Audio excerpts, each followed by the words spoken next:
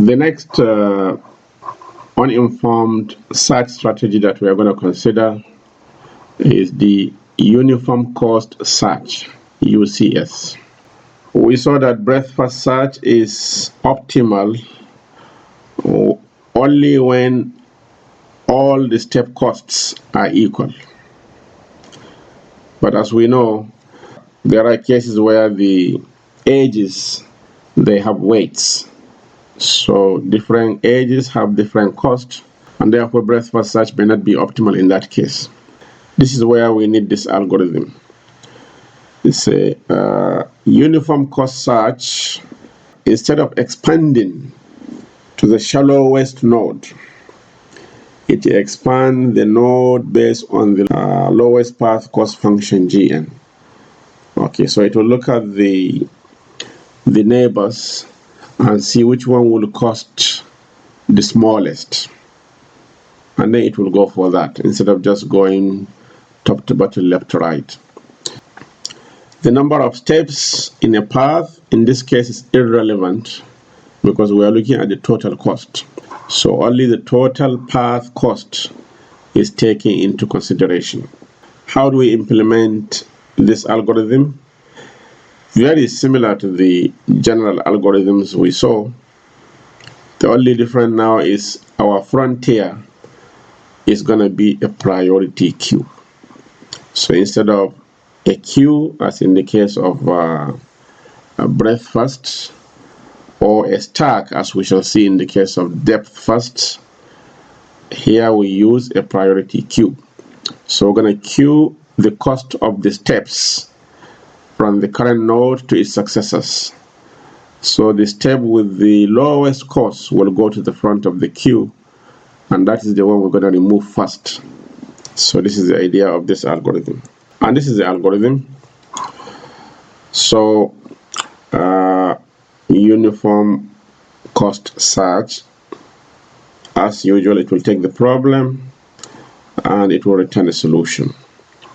First, it takes a node with state equal to problem.initial state and path cost equal to 0. Of course, the starting state usually will have a cost of 0.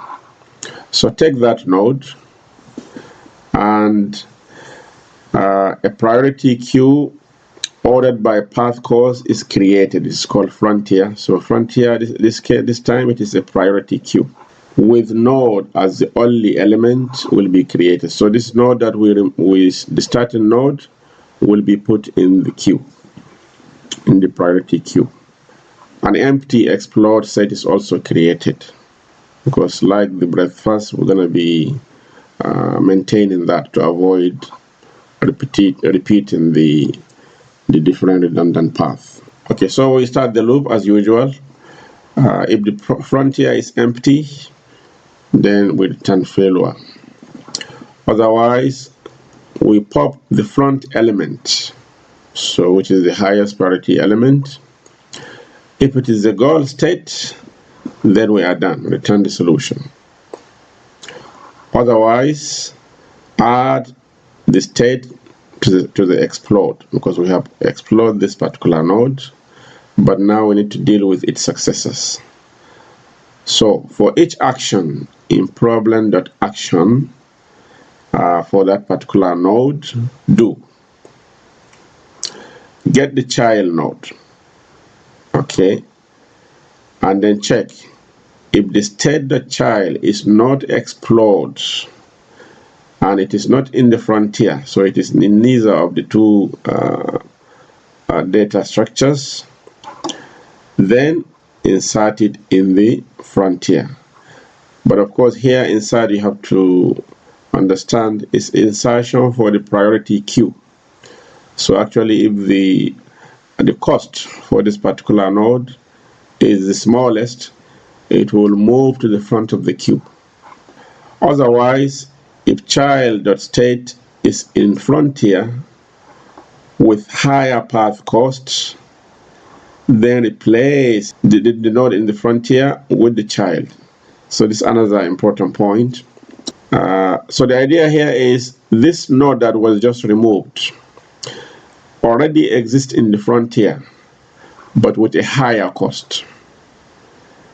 So what do? You're going to remove the one in the frontier and put this new child, because this new child has a lower cost. Okay, the best way to think about this algorithm actually is like the discrete algorithm. If you remember, whenever we find a node that will give us a cheaper path, then we're going to ignore the previous one and take the current path. The current path is the cheapest, and we will see this when we look at the example in a moment. But this is basically how the algorithm works. So it says, in addition to the ordering of the queue by the cost, there are two other important differences from this algorithm, UCS, and the breadth first search algorithm.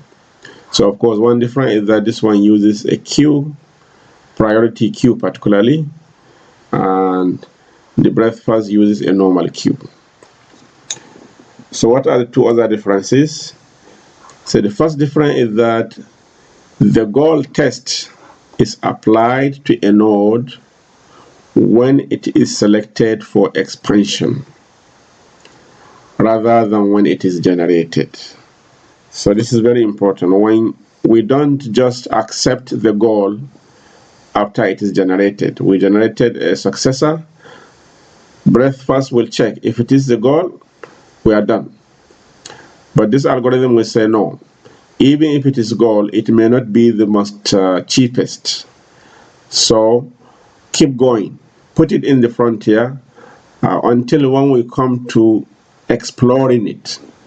So we don't determine the goal at the point of generating the nodes, but at the point of exploring them. We will see again in the example in a moment. So this is one issue which makes it different from breadth first.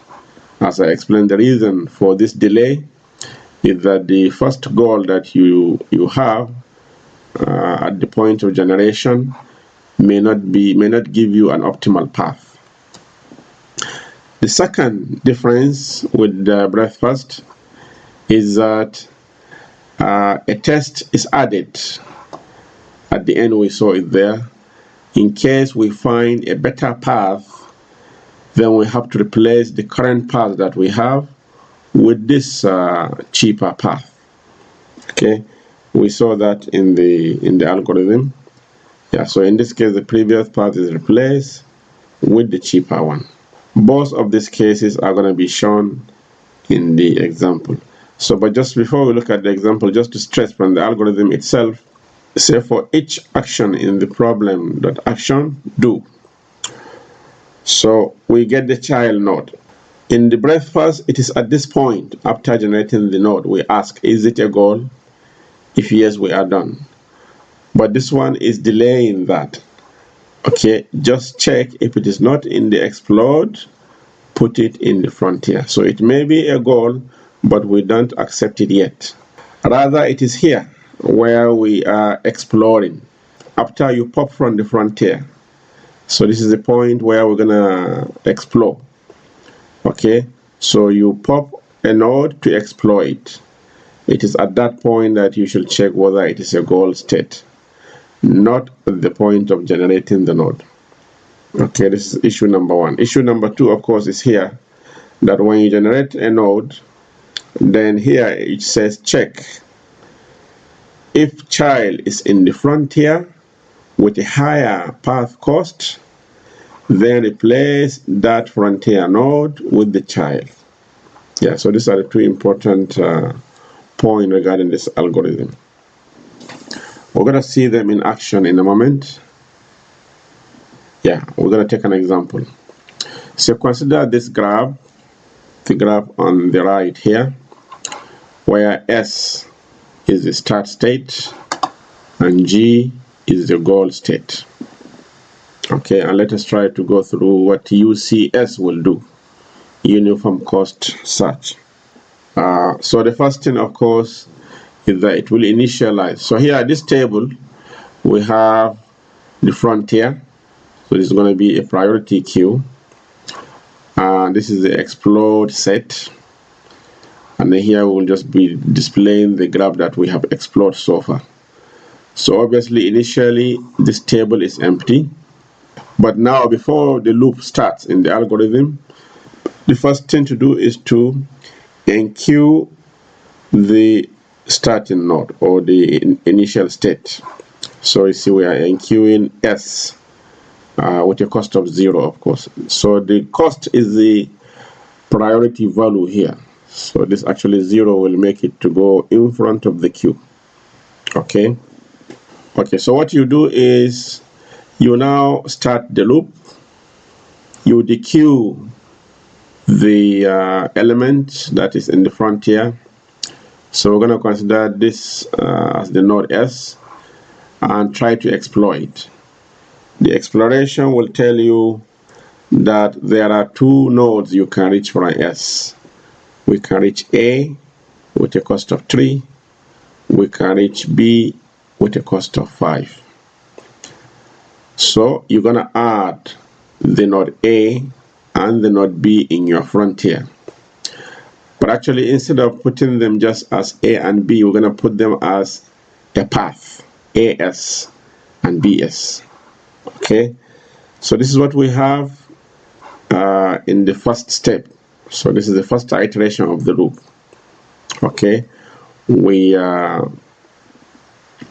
explored S, so this is why it is being put here in blue, and it gives us two nodes that we can reach from S, A and B. So, but instead of putting the A and B in the frontier, think of them as a path. So AS costing 3 and BS costing 3. But the first letter here is the node actually. So we have node B and node A in our queue. We have already removed node S, remember? We remove a node to exploit. And the successors are the ones we're going to put. But they will be arranged based on their cost. So AS will cost 3, so it is a smaller cost compared to 5. All right. So next, therefore, we're going to dequeue AS, or we're going to dequeue node A, if you like. Okay, dequeue node A and try to exploit. So you can see exploring A will take us to C. It costed 3 to reach A. So to reach C, we'll have to add the cost of this step, which is 2. So total will be 5. So we can reach C, but we're going to represent it as CAS to indicate the full path from C to the start state with 5. And we can also reach D. So the full path will be DAS. In this case, the cost will be 7. So those are the two nodes we're going to add to our frontier. But we will have removed this node A and put it in the explode. So we have 5 already. Now we have another 5. Node C will cost us 5, starting from the initial state, and 7. Okay. Well, 5 will not dislodge 5, so this 5BS will remain in the front of the queue. Okay, so 5BS is still there, but now we have 5CAS, meaning node C is going to be added, but its path is actually CAS, and the cost is 5, as you can see here, followed by the other node based on the cost of the path. It is 7, so it will appear last. And as you can see, the node that we just dequeued has been put in the explode. And this is the state of our graph. So far we have explored 2 nodes, S and A. All right. So next we are going to dequeue B, node B, and try to exploit. So you will see that it will take us to D and G. Now look here, this is very interesting. We already reached node D with a cost of 7. This DAS is actually node D, DAS. But now we have a better cost, 5 plus 1. If we come through B to D, it will cost only 6. So this is what the algorithm will do. There is a node already D in the graph, but the path to reach it is more expensive than the current one. So we're going to replace it.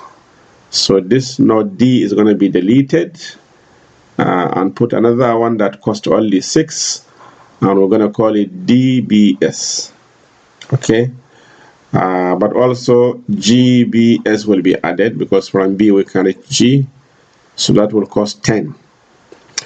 So, and then of course this 5BS will be removed and put in the explode state. So all of this is what we get. So you can see the explode state now contains 3 nodes, the S, the A, and the B. Similarly, in the frontier, we have deleted the D, which was costing 7, and now we have added another D. So this DBS has been added. It cost only 6. And of course, the other one, G, has been added. So this is another point to note, Shabab, because G is actually our goal. But remember what we said, we don't accept the goal at the point of generating it. It is only at the point of dequeuing from the queue. So at the point of exploration. Because this cost of reaching the goal, 10, we may be able to get a cheaper cost if we continue the search. Okay, so this is the idea. So this is what we have after exploring B. Next, according to our priority queue, is to remove C, because C cost 5. It costs 5 to reach C, and that is the smallest cost we have here. 5, 6, and 10. 5 is the smallest. But as you can see in this graph, C is actually a dead end. So exploring it doesn't add any new node in the frontier. So the frontier, after removing C, will remain 2 nodes, D and G, with a cost of 6 and 10. So all we're going to do is we're going to remove this C and put it in the explode. Okay, and we will mark this node C as having been explored, but no addition in the frontier. The frontier remain having 2 nodes only. Okay, so this is the state we are at the moment. We have one node costing 6, which is the D, and another node costing 10, which is the G. So obviously for the next iteration we're going to remove 6. We're going to remove the node D with a cost of 6 and try to explore D. Well, D, from D we can go, remember the C has been explored before. Well, if a node has been explored before, we don't go to it, because normally the algorithm will check, is it in the explode? Yes, C is in the explode. So we're going to ignore it. Don't explore it again. Okay, so actually it is only G that we can explore from. We can go to from D, not C again. So going to G, if you notice, is going to give us a cheaper cost than what we have here. Following through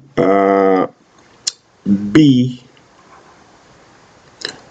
okay, so GBS costed 10 for us. But now if we go through this D, it cost 6 to reach D, remember? 5 plus 1. So now add 2 to reach G. That will be only 8. 8 is definitely cheaper than 10. So we're going to replace this cost of reaching G and put the 8 instead. Okay, and that automatically makes that not to be the front one, because remember, we're going to remove this and put it in the explode. Okay, so that is the situation. After exploring D, this is what we have. So the previous way of reaching G has been cancelled because it costed 10, and now we have another way of reaching G which cost 8, and that is through D. GDBS. It cost only 8. Okay, and of course the D has now been put in the explode, so we're not gonna repeat exploring it anymore.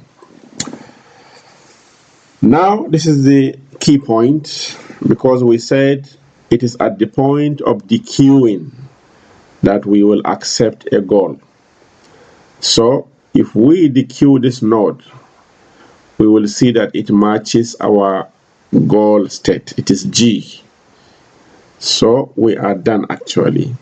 This is, we have reached the goal with the cost of 8. And there is no way you can find a more cheaper way than reaching G. Okay, so you can see that in this uniform cost search, it's really just like discrete algorithm. We are trying to find the minimum cost from S to node to the goal G, and this is exactly what we get.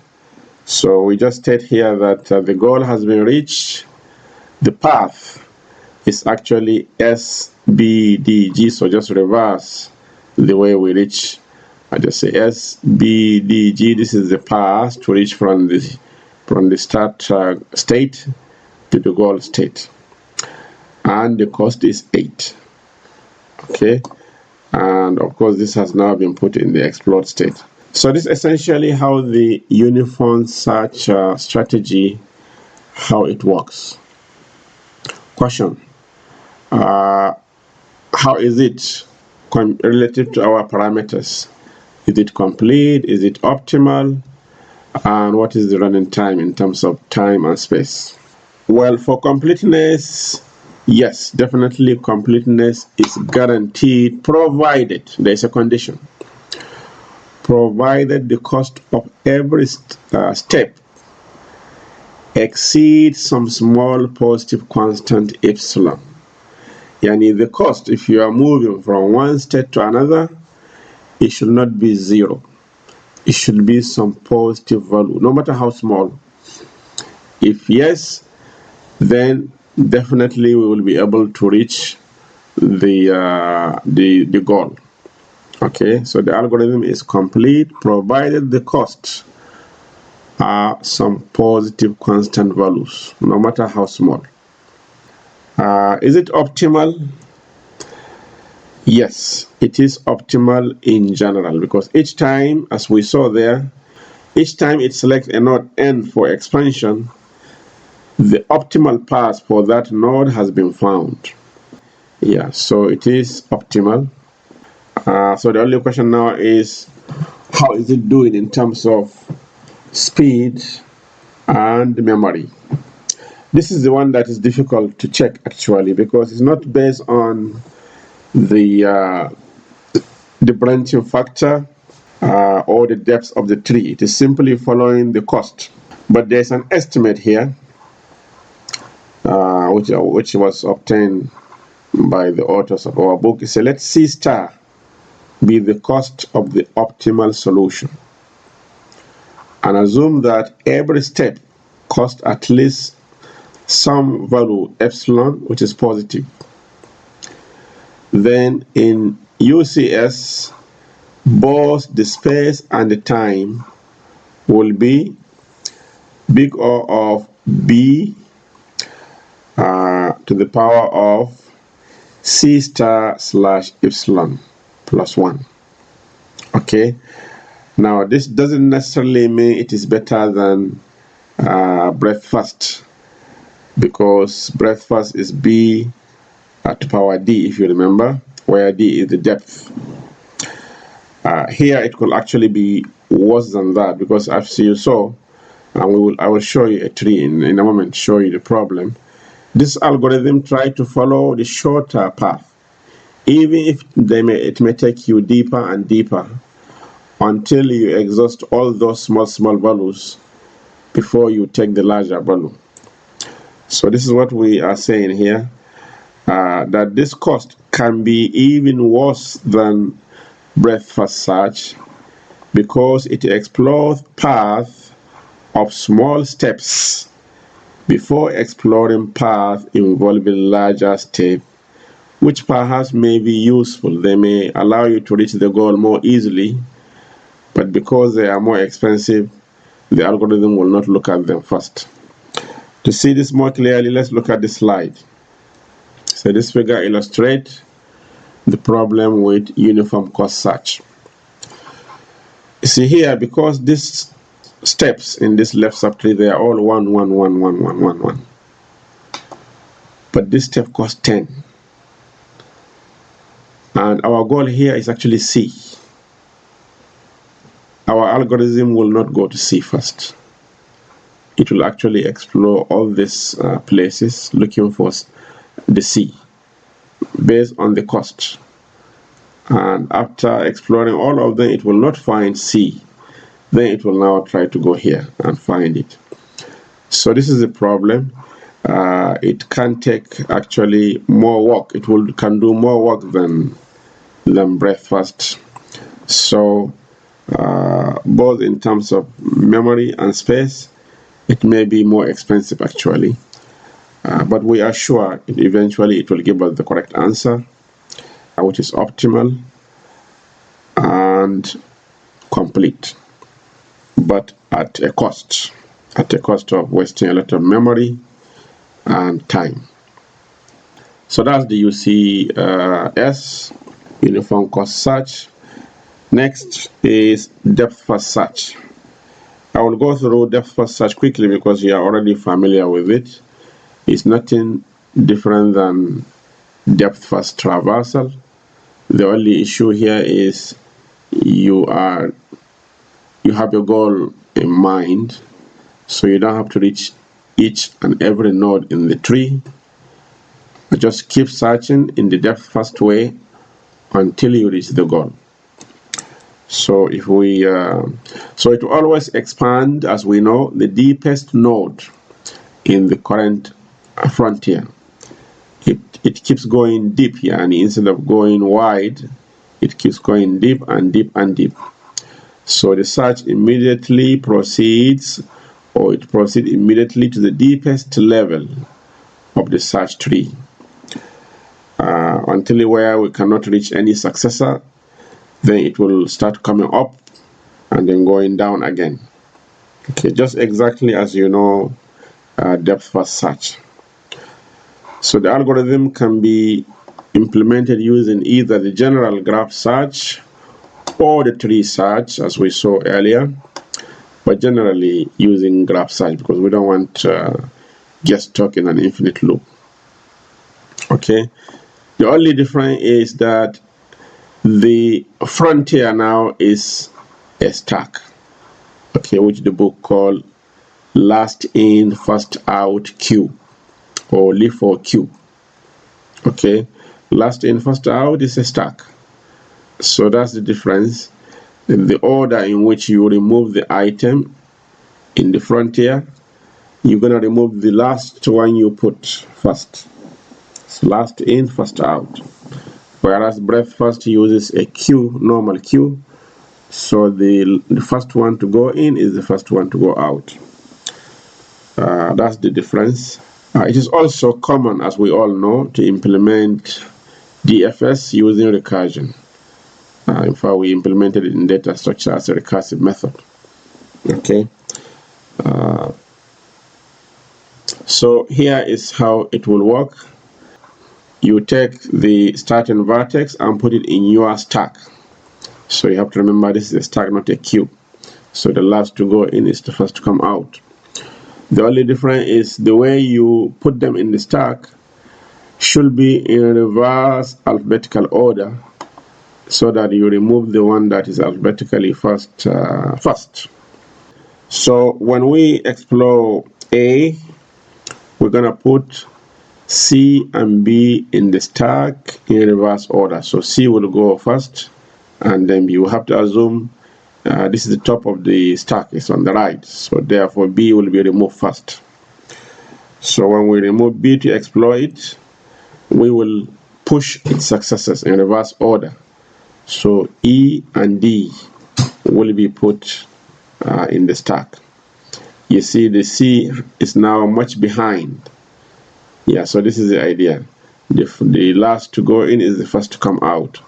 So next is going to process D actually. So D will be processed, and we will have I and H in the stack, and so on. Then it will do H, then I, then now it will go and do E and J and K, and only then it will go and do the C. Okay, still we have not reached the goal, so it will do F and L and M before now it will reach the goal G. So it will stop. Okay, so this is how depth first search algorithm works. So what are its properties? Yeah, so the properties of depth first search depend strongly on whether you follow the graph search or the tree search algorithm. Definitely if you use the tree search, you may end up in an infinite loop. So the algorithm may not complete. So the graph search version, which avoids repeated states and redundant paths, is complete in finite state spaces. So if the problem space is finite, definitely it will find a solution if it exists. The tree version, on the other hand, is not complete, as we saw there.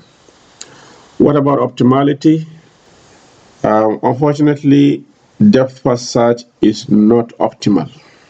It may give you a solution that is not optimal. Let's go back to that last image that we saw.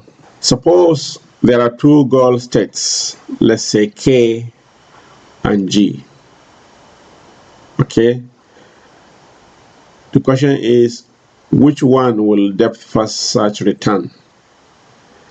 Clearly it's going to come to K first before it reaches G, so it's going to return to you K, but K is not optimal. So that is the problem.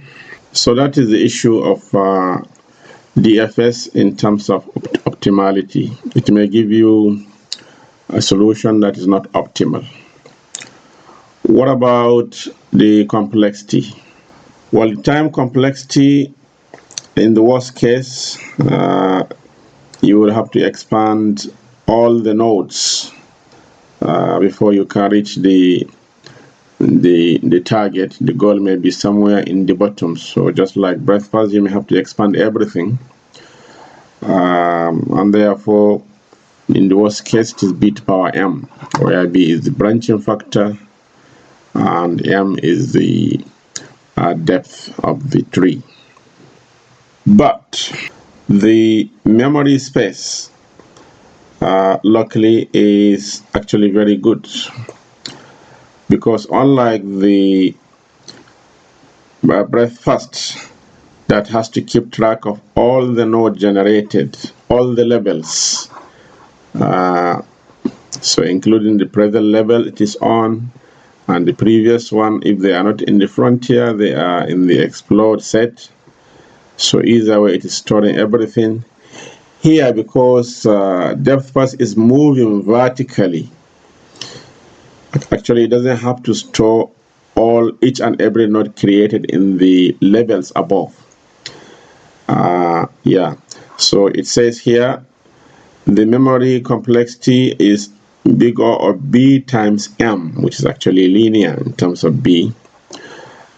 Store only a single path from the root to a leaf node, along with the remaining unexpanded sibling nodes for each node on the path.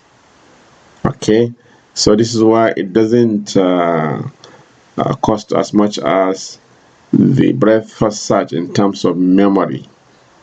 This is the point. So it's actually excellent in terms of space. All right. The next couple of searching strategy that we're going to look at, they are all related to depth first search, a kind of modification to try and make it more efficient. The first one is called depth limited search, because what we saw is that because depth first goes deeper and deeper and deeper, it may waste a lot of time going deep. Well, the solution is actually here in the upper levels. Okay, but because it didn't try to go wide, it may not be able to find those solutions. So one idea is to use a depth limited search. So what does this mean? It says we can avoid the problem of unbounded trees in DFS by using a depth limit L. So nodes at depth L are treated as if they have no successors. And you don't keep going deep indefinitely. Keep going only until L.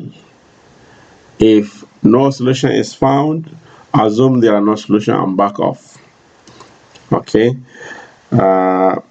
If possible, choose L based on the knowledge of the problem. Okay, so for example, on the map of Romania problem, trying to reach from Arad to Bucharest, there are actually only 20 cities in that map. And therefore, if a solution exists, it must be of length 19 at the longest, so 19 or shorter. In fact, a closer look at those cities in the map shows that any city can be reached from any other city in at most 9 steps. So there is no need to even make L to be 19, just make it to be 9. So the depth of the search will never go more than 9, and you are guaranteed to find the target. Okay, so this is the idea. Instead of allowing the searching to keep going and going and going unbounded, you can put a limit to it by modifying the algorithm to have a limit. So depth limited search obviously will solve the infinite path problem of the depth first search, but of course it will introduce an additional source of incompleteness. If we choose L to be less than D, where D is the depth at which we're going to find the goal, then we will never reach that level, and therefore will not be able to find the target, and so the algorithm will be incomplete in that sense. Yeah, so we solved one problem, but we created another. This is the issue with depth first search. Obviously, it is not complete in terms of our parameters for being good or bad.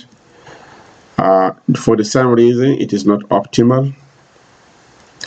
And the complexity is b to power L, because L is the deepest length we're going to go through now. And the same thing for both space and time. Both of them b to power, the memory is b times L actually, BL. So very similar to the memory utilization for depth first search. Okay, only that now we multiply by L instead of M, where M is the branching factor in that case. Okay, so the memory is similar to the depth first search, where we multiply the branching factor B by L. So L in this case, of course, is the limit that we stop, the depth limit, that is. Okay, this is one variation to depth first search. Another variation is iterative deepening search. Okay, so the idea of IDS is it applies depth limited search repeatedly with increasing values of L, and then it will terminate when a solution is found or when no solution exists. Okay, so the main motivation is that depth first search may leave the solution here in the top level, but maybe to the rightmost side of the tree rather than to the left. If we keep going deep, we will never come back to, or it will take a long time before we come back up to check for the goal on the right. So what the idea here is, if you give a limit of 2, it will only go depth 2 and then it will come up right. It may be able to find the goal on the right in those levels. If not, then increase the limit to 3 and do the same thing. Okay, so it's like we are trying to achieve the objective of both the breadth first and depth first, because by limiting the depth we will be able to check the right hand side as well as quickly as possible. If there is no solution, then go a little deeper and come back to check the right hand side, and so on like that. So this is basically the algorithm. It says iterative deepening search. It will start with a depth from 0 until infinity, but it will until certain value usually, because the reason why they put infinity is that the search space could be infinity, but usually until the maximum possible depth for your search space. What do you do? Apply depth limited search for this particular value of depth. Okay, so depth as 0, then 1, then 2, then 3, and so on. As you can see here, initial value of L is 0, so just will check the root node. And then L is 1, it will check this, and then this one, and so on. So if the result is found, it's not cut off. Cut off means the algorithm stops without reaching the goal, but because it has reached the cutoff limit, so it is obviously a failure. So if it is not cut off, it is the correct solution, so just return it. Otherwise, go up, increase the depths, and repeat the process. So it keeps going this depth limited search in a loop with increasing value of depth. Eventually, if the solution is there, it will find it. Now, as I said, IDS combines the benefit of BFS, breadth first search, and DFS. We are going deep as well as going wide, iteratively. Like DFS, the memory requirements are very modest. So this is the advantage of DFS actually. It uses very little memory. And like breadth first search, it is complete when the branching factor is finite, so it will actually find a solution. And of course, usually it will find it much faster than ordinary breadth first search, because it goes to the right more quickly than the normal breadth first search. Now, IDS may seem wasteful to you, say because states are generated multiple times. But the reality is it is not actually that expensive. Why? Because most of the nodes in a tree like that, they are at the bottom levels. See, nodes on the bottom level, D, are generated only once by this algorithm, because it will only reach that level one time. Those at a level below that, so D minus 1, will be generated twice. Those at D minus 2 will be generated 3 times, and so on and so forth. So it is repeating more and more only the shallower levels, basically. And therefore it is not that expensive. We learned in data structure that the number of leaf nodes is more than the number of non-leaves by 1. So if you can imagine, the last level is almost like half of the whole tree, and it is not repeating that twice. It is repeating it only, it is doing it only one time, and then the level after that, or the level above that, will be one less, and so on. In fact, let's take a proper example to see what this means. Yeah, so this is the number of nodes in the iterative deepening search. As you can see, the last level will cost b to power d, obviously. Sorry, the second level will be done d minus 1 times b square, and then the root itself, it is the one that will be done the most. It will be done d times b times. Okay, so to make this idea concrete, let's take an example. So suppose the branching factor is 10, so each node can have 10 subtrees, and the depth is 5. What is the implication compared to breadth first search and depth first search? Well, for iterative deepening search, this is the situation. The last level will be, of course, 100,000. Okay, because b to power d will be that much. Then, so this is level 5. Then level 4 is going to be only 20,000. Okay, level 3 will be 3,000. Level 2 will be 400. But the root will be generated only 50 times. So we will have 50 here. Okay, 5 times 10 yani. So 50. So if you add all of this, what do you get? 123,450. Now compare that to what breadth first search will actually produce.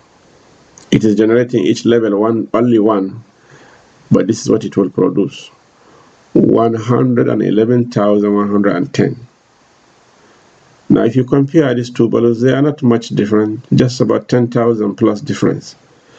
So it may look wasteful, but actually it's not too costly, and it will allow you to find the solution, if it exists, more quickly.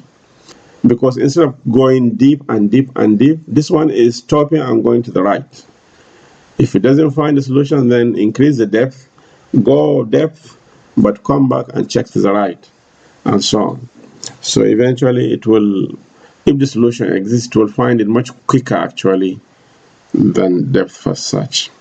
And the memory utilization is not that much. So in general, IDS is preferred when there is a large search space and the depth of the solution is unknown. The space is very large.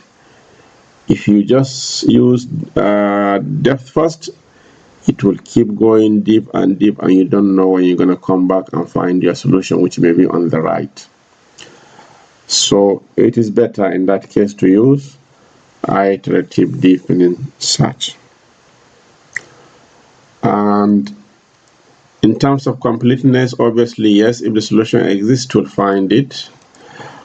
Optimality also, yes, provided the cost is 1 or is increasing function of depth.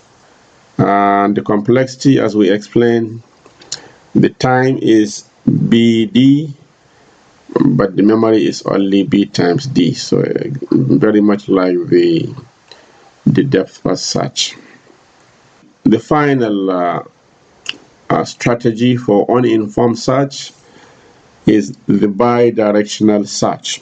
So bidirectional will run two simultaneous breadth first searches. One will be moving forward from the initial state, and the other one will be moving backward from the goal state.